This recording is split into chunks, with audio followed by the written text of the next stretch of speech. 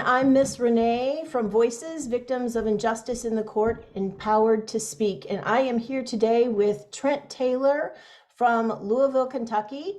And Trent's son was murdered in cold blood. And we are going to talk about that today because his killer went free. There was nothing done to her. So today we're going to discuss that. We're going to let Trent tell his story. So Trent, for those of my viewers that don't know the story, haven't been following it, your wife, your son, and your other son worked at a vet clinic, and two women came in, were belligerent. They had a gun. They didn't want to pay their bill, and things got out of hand, and they pushed their way into a private room where the doctor was and started just accosting the doctor. And this is just based on what I've seen from the evidence.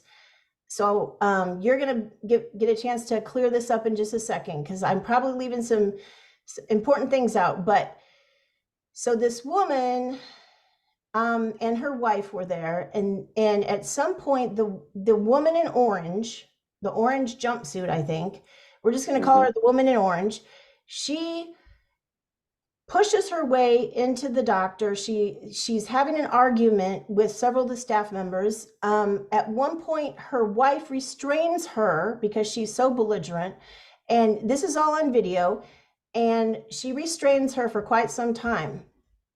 At some point in time, it becomes apparent that they have a gun. She has a gun in her purse. We now know that she had nothing else in her purse but that gun. Correct. And she engages in an argument with your wife, who was on staff at some point. Your 21-year-old son jumped into action.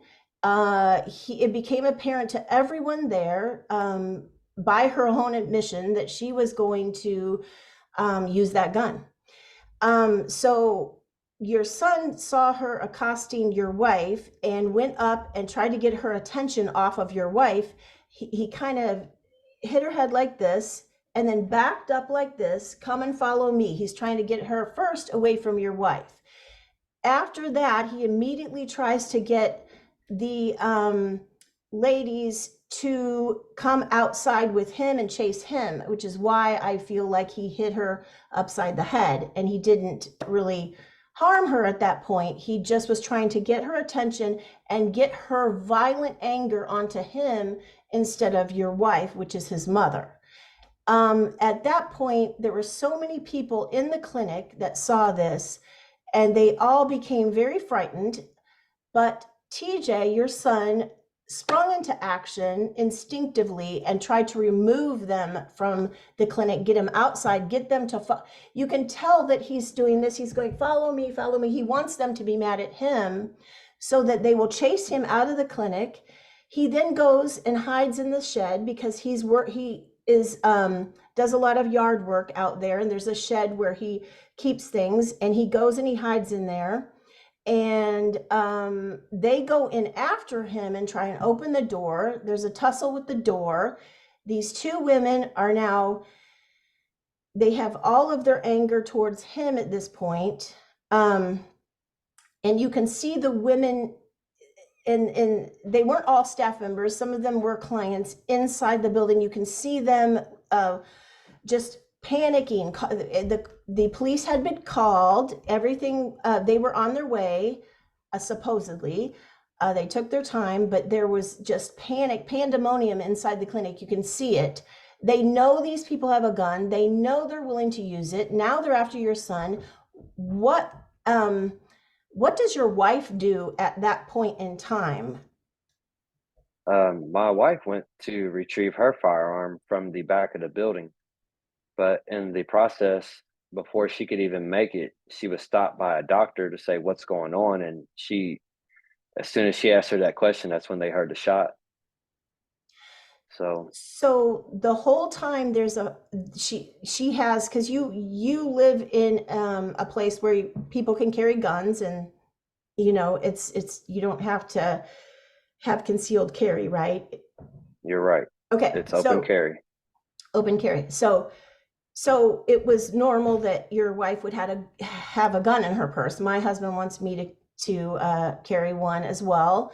Um, and Well, she so has that gun in her purse for that there's when you bring your dog to a vet, it's no different than bringing your child to an emergency room. So, people's emotions are really high because they don't understand what's going wrong with their dog, the same as if it was a child. And she did run back to get her gun, but never did retrieve it. right, she never got to the gun, but I'm assuming the whole this altercation with the women inside the clinic went on for quite a while. No one went to get a gun because they were trying to No. calm them down. They were not violent. The staff wasn't violent. Your wife wasn't violent. She had a gun in her purse. She didn't go get it. She could have gone to get it. She didn't go get it. She was trying to de-escalate the situation. They were all being very professional. This is all on video. But she went to get her gun before she got there to the gun, she was stopped by a gunshot. So Well, all she wrote, she had retrieved the gun, and then as she has her purse, is when she heard the shot, and she just fell to the ground because because she she knew. she knew that those women were after your son, her son, and they had gone outside.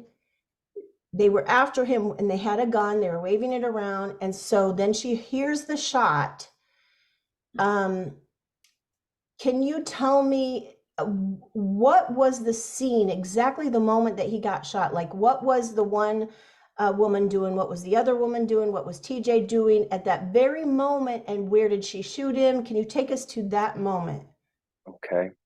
The moment he is shot, you see the two go across the screen, and they're locked up like this. He's not throwing any punches. He's not, doing anything. He's just got her locked up, and he's got the leverage. And as soon as he got her up against the wall, which was maybe 4 or 5 feet from where they were originally, that's when the shooter starts fumbling in her purse and going for her gun. She had forgot that she had engaged it the first time she pulled it out. So when she engaged it again, it kicked out a round because the police officers found that. But as he is shot, you can clearly see that he is the only one that falls to the ground. After he falls to the ground, you see the one of the suspects in black pants and white shirt standing over top of him, yelling aggressively. And then you see the shooter in the orange jumpsuit walk over to where his head is and bend all the way down and spit in his face. Okay. After that, Hang on just a second. Can I just okay. recap and make sure I'm understanding this right? Because I did see that video and I'm there. I just want to make sure I got it right. So the wife of the jumpsuit, orange jumpsuit lady, the wife Mm-hmm. was trying, there was a tussle between at towards the end of the tussle where they pulled him out of the shed, there's a tussle, he's trying to restrain her, the wife. Yes. Um, TJ has her around the waist to restrain her because she has him around the neck, right? Yes. Yes. She has her arms around his neck. Okay, so they're just locked up. Okay, I got it. Yeah. And so I think that she's against the wall, like the wall or something, Yes. and he's on the other side. Okay, Yes. and from behind the orange lady comes. She came from the side of them and put it straight to his rib cage right here. She shot him so close that there were burn marks. That's how close she shot him. Okay, so she's kind of snuck up from the side while they're locked up. Okay, and then Hmm. she shoots him at this angle to where it goes through um, It went through both his both lungs. lungs, his liver. Yes, and then lodged in his liver. Okay, lodged in his liver. Okay, so that explains why. So the angle was such that it wasn't going to go through and hit her wife. It was going to go this way, and definitely she intended to murder him at that. Yeah, if you watch the video, all she was waiting for was a clear shot. Okay. I did see the moment that he fell to the ground, and I have to tell you that was chilling. And I did see her walk back over towards him.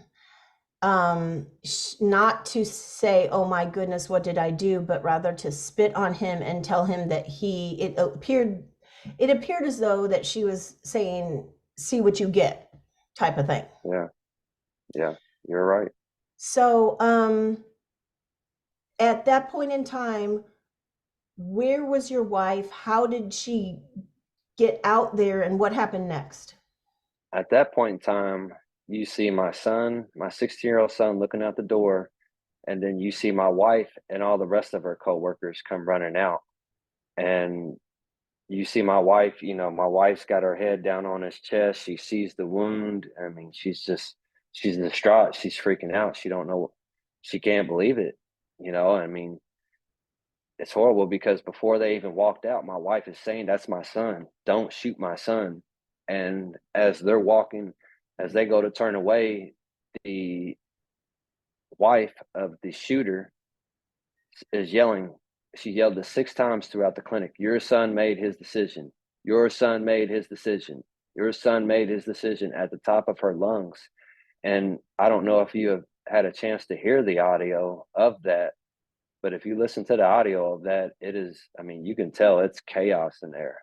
It is, So she's saying your son made his decision after he was murdered? no, before. Before. Okay, Yeah, so before. she's saying, well, he made the decision. Let me see if I can get in her head for a second. She's saying he made the decision to challenge me, to stop me from accosting this entire clinic and possibly doing a mass shooting. He made the decision to confront me, to restrain me, and to tell me I can't have my way. And because he made that decision, he deserves to be unalived. Is that what she's saying? Basically, Okay. Um, um, so then who is giving him, they my started to give him CPR? No, they weren't giving him CPR. They were just trying to put pressure on the wound. And as Oh, they're putting pressure on the wound, the couple decided to go to their car and hide the firearm in the back seat. And then as they returned, they continued to yell threats and continue to do more harm to my wife and her coworkers. So that's when my wife said, "We got to get him up. We got to get him inside." And they get him up. And at that point, he's able to walk right in there. He walked right in, and they get him on the floor, and they lock the door. so they were trying to assist him because he's bleeding and they don't know how bad the shot, how much damage it has done. So then the murderer gets out of the car and comes back over to verbally accost the group. Yes, that's why they had to pick him up, because they were afraid, because they had came back and they didn't know what they were getting ready to do. They didn't know whether she was going to shoot one of them Yes. or shoot him again. Yes. So they did what they had to do to pick him up and get him inside the clinic and lock the door. And so how long did it take police to get there? Even after the 911 call, it was still anywhere from 10 to 15 minutes before the police even got there. And the horrible thing about it is that the police station is no less than a mile down the road. Oh, wow. I didn't know that. Yeah. So And I'm sorry, go ahead. during if you listen to the body cams, there's one of the officers who are explaining. Unfortunately, there were 3 officers on this case this day, that it was their very first day of becoming police officers.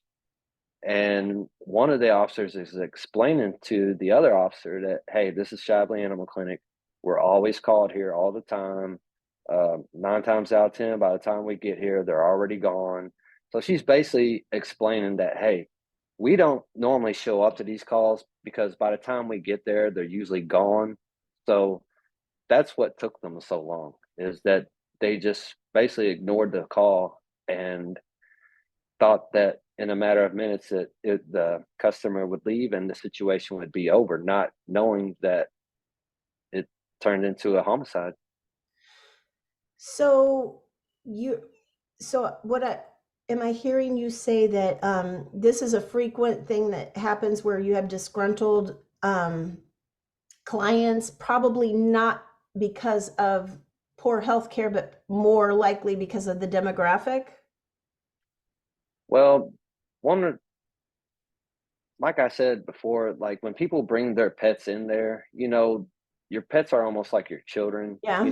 and they can't communicate so people's emotions are really high, Uh-huh. so you can expect people to do crazy things when their emotions are running really high like Hmm. that.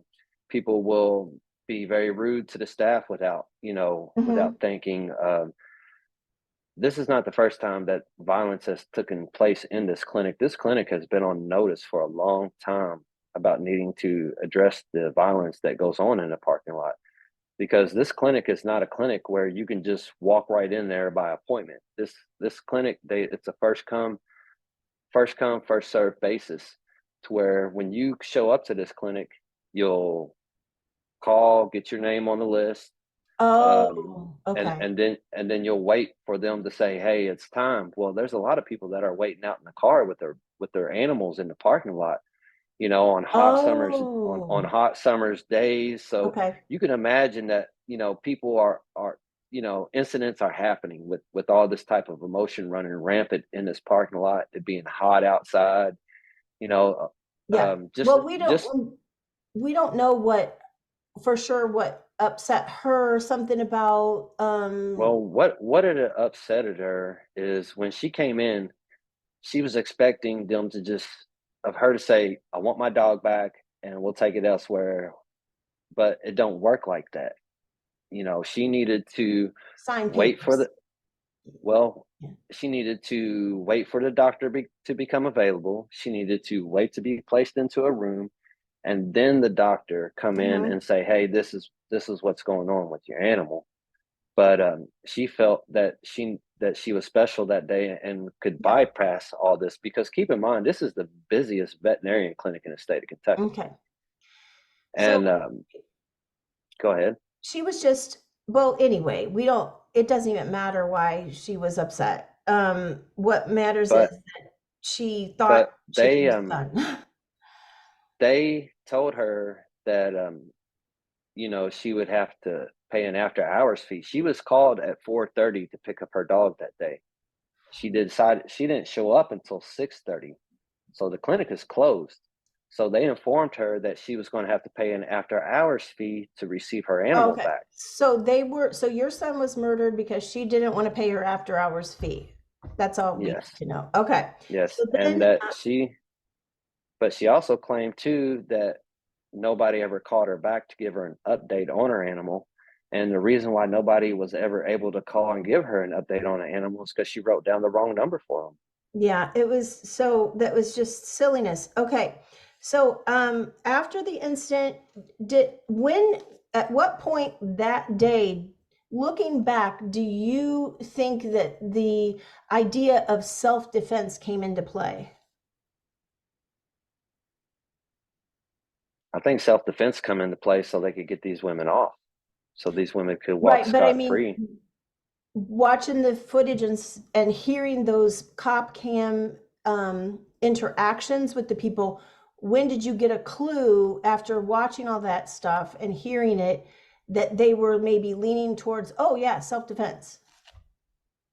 We had no idea that they were leaning towards the self defense claim until they had already presented this case in front of a grand jury. Like we didn't know that they were leaning towards that until we had a meeting with the Commonwealth attorney prosecutors here in Louisville, Kentucky.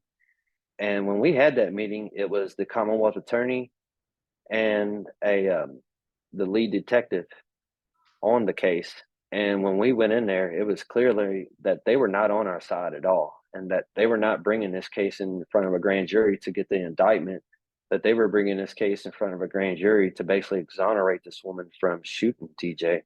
Right, but I remember you saying something about that she had a conversation with a cop where she said, "Oh, am I going to go to jail?" And he said, "No."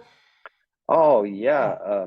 the cop's very first interactions with the woman, as soon as he opens up the police car, the very first words that come out of her mouth is, "Am I going to jail?" And his exact reaction was, "Oh, no, no, no, no, no, no. I just wanted to let you know who I am. I'm Detective Brown, and I'll be handling the case. And we don't want to get your face in front of the media and all that. We want to keep you here. We'll get you down to the station." That was the reaction that you know we He was got. he was very accommodating to her, in my view, and the evidence would support that. Very accommodating to the murderer. Would that be normal in your community, to be accommodating to a murder someone who had just murdered someone? No, I mean never. I've never seen a police so I don't know what the exact word I'm looking for is, but I've never seen a police be so nice to a person, especially after they have just shot and killed somebody. You would think, I would think that if I was a cop, my reaction would be to her is, "Hey, you need to sit tight. You have bigger things to worry about. You just shot and killed a young man." Not, "Oh, no, no, no, no, no, no. You're not in no trouble at all." It was basically what he told her. And I mean, even as she keeps talking, she says, "Well, I just want to let you know that I have $1,600 in cash in my car, and I have some marijuana, and I use marijuana, but it's not trafficking." And he says, "Oh, I'm not worried about that. We're not worried about that." But then also, if you look at the body cam as they searched the car, there was an open bottle of Hennessy laying right in the back seat where she was sitting. So that kind of explains uh, the erratic behavior that they were displaying, and And it kind of. she Go claimed ahead. she had PTSD as well. She Hmm. claims she has PTSD, um, and she had a gun, and she had, like, that was the only thing in her purse was a gun. So when she went in there to supposedly pick up her dog and pay her bill, she didn't have any money in the purse to pay the bill. No, So the only thing inside the purse was a loaded gun. So that right there tells you if you had any intentions on paying the vet bill, you would have brought some cash in there with instead of leaving it in the car. so she went in there with ill intent. Can we say that much? Oh She yeah, I mean, from the very beginning, she was on the phone with the staff before she pulled up, and the staff are just trying to figure out like who do we have on the other end of the phone and what is this lady's issue. But she's being so aggressive that they can't really get anything through to her. And then finally, she's like, "Ephes, I'm about to pull up." So then a couple minutes later, she pulls up and then she starts with the same thing, coming in there being aggressive, like, "Just give me my dog. I'll take it elsewhere. We don't want no more treatment. I'm not paying the vet bill," is basically the exact thing she did. so it is so obvious to me that your son was trying to save the day. That's all he was doing. No more, That's no all he less. was doing. Right. But He was just doing anything that yeah. your son would have did for Yep. you, that He sure would. any son would have any son would have did Yep. for their mother. Hmm. The reason why he smacked her in the back of the head because she was about to punch my wife in the face, Yes, I and that know. was this, and that was the second time that she had put her hands on my wife. The Yeah. first time is when she goes to turn around and walk away out the door after the doctor is calling 911. And as soon as she does that, she corners a 60-year-old lady in the corner and is like all in her face to where the only thing the lady could do is like push her out of her face. So Yeah. that's what got my wife into the situation, because my wife hears her coworker being attacked, and then she comes out the door, and then they swing the door open enough to where you can see the lady go to like grab at my wife, and my wife catches her hands like that, and my wife's arms go back, and then you see my wife come back and push her. After that, there was no more contact. I'm sorry, and you see the wife of the shooter doing everything she can do to keep her from lunging back at my wife and her coworkers. Yes. And that went on for at least almost 2 minutes. Yeah. And TJ, to me, he was very controlled. I mean, he was not, he didn't, he kept a cool head about him, in my opinion, because I mean, it was very calculated how he tried to remove those women from the situation. I thought he was very intelligent. But I don't know him. I, other than what you've told me about how great all-American kid he was, but I would have been proud of him the way that he defended your wife and tried to get those people out of there so that they didn't do a mass shooting, because clearly they thought they could get away with murder. Like, she went in there with a gun. Um, so what happened after that? Did you, like, in the days that followed, did you feel like everyone got interviewed properly, or did the police get all the evidence they needed? Tell us about that. It was shocking that the Shively Police Department had turned over all the evidence to the Jefferson County prosecutors, because we learned that there were at least 7 or 8 witnesses that never even got interviewed. One of the main witnesses that I want to say that is outside with him and is pulling on him as he is shot, she was never interviewed. We had to have her go to the Jefferson County um, prosecutor's office to finally give her statement. Um, I do know that I reached out to several of those witnesses to say, hey, why did you never, or why did this interview never happen? And they told me straight up, they said, hey, when they called me, I was at work. And when I returned their phone call, I never got a call back. Every one of the witnesses said that they did their best to reach out to them, but the officers or detectives never reached back out to them to get their statement. And then another thing too is there's 2 doctors that come in contact with the lady. One doctor, it was her patient, and she's the one that first comes in contact with her. Then the other lady is her sister, and she's the one on the phone calling 911. And neither one of those doctors were ever interviewed. You know why? Because if you interview them doctors, they're going to tell how this woman was really acting, and give a true account to this woman's character, and how she was acting in there. So there was, in hindsight, I do you feel like there was a cover up from the get go? Like, they just did not want this to go forward? I know this was a cover up from the get go, because one thing that really sticks out in my mind, and that I've done my own investigation watching these body cams, finding, is that the mayor of our city is on scene of the incident, like right after it happened. So as I'm going back over the body cam footage, I noticed that the mayor is down talking to the suspect's mother who shot my son. Why would the mayor be down there talking to the suspect's mother who shot my son? And when you listen to when the shooter notices that my wife is about to leave and follow the ambulance, and when she sees my wife about to leave, she goes off. She's like, "Y'all let that woman leave? She put her hands on me. They jumped us in there. They beat the shit out of us in there." That's her exact words. So you can only imagine the story that she told her mother, as to get her mother to hurry up and come up there.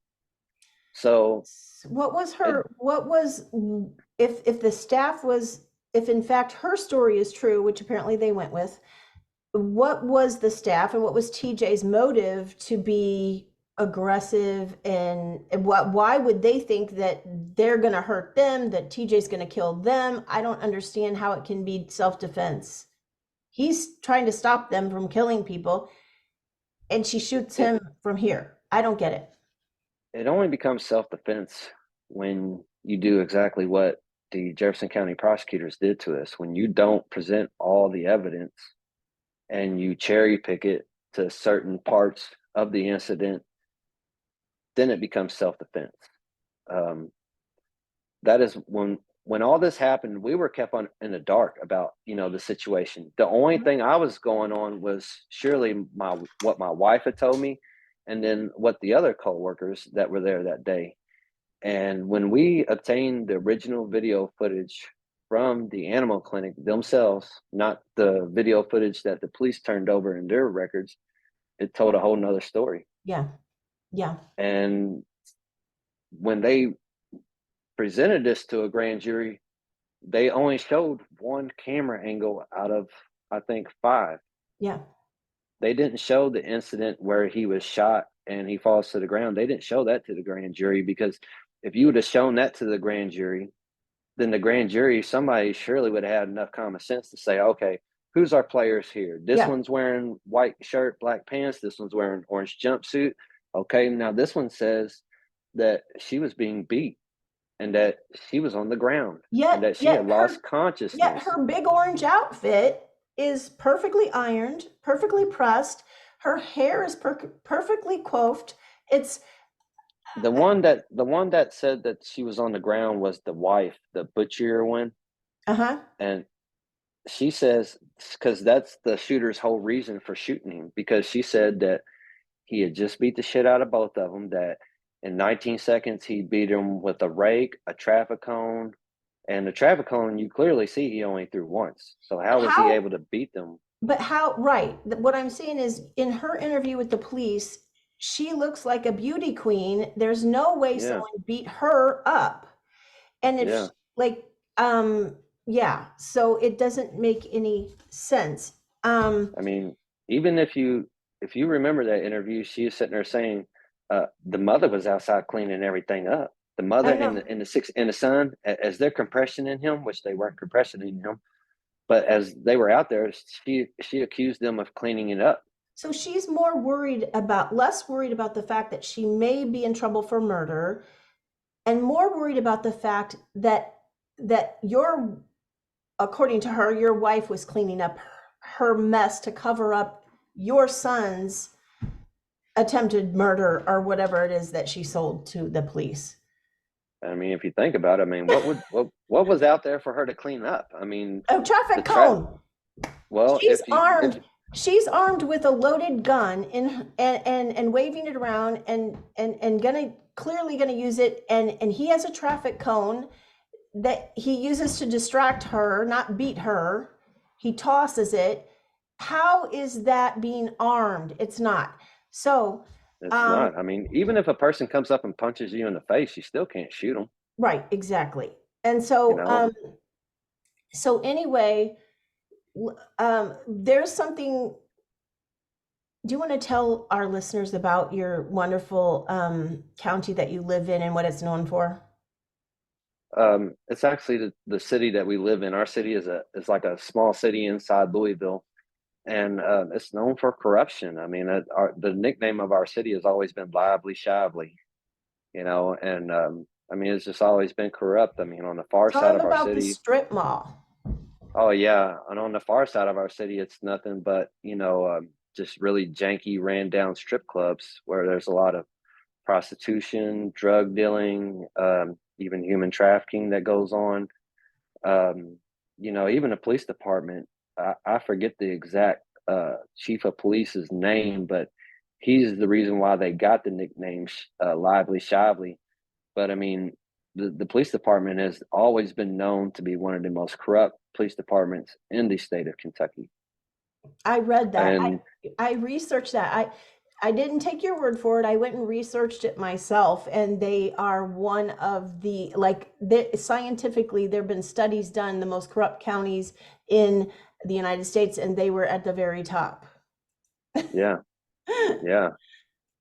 And I mean, this has all just been it's been a whole just big mess up of everything, because one thing that I feel like, I definitely feel like the police did not do their job, but I feel like that detective was doing what he was told, because as I listen to the body cams, I get to the lead detective's body cam, and I hear him saying he's talking with one of the majors of his police department, and he's saying, "Yeah, the mayor and the media is all out front.